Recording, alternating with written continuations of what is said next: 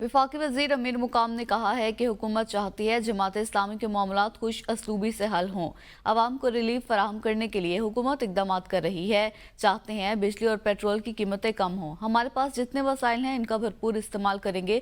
तारिक फजल चौधरी ने कहा 200 यूनिट वाले सार्फिन के लिए 50 अरब रुपए की सब्सिडी दी गई। हुकूमती वज़रा बगैर तनख्वाह के काम कर रहे हैं।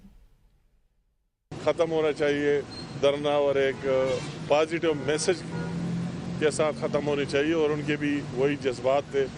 हम भी चाहते हो कि बिजली सस्ती हो, गैस सस्ता हो, पेट्रोल सस्ते हो, लोगों की तनख्वाहें ज़्यादा हो, टैक्सेशन नहीं हो, कि हम अपने इस दायरा-ए-कार में रहते हुए भी बेहतरी ला सकते हैं तो हम ज़रूर लाएंगे। इंशाअल्लाह ताला हम उम्मीद रखते हैं कि मस्बत नताइज सामने आएंगे। हमारे साथ जितने रिसोर्सेज और वसाइल हैं इसमें जितना कुछ कर सकते हैं इंशाअल्लाह ताला करके रहेंगे।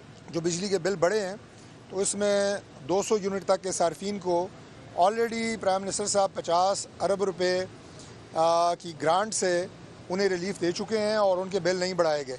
काबीना के वज़रा वो तनख्वाह नहीं ले रहे, बगैर तनख्वाह के काम कर रहे हैं।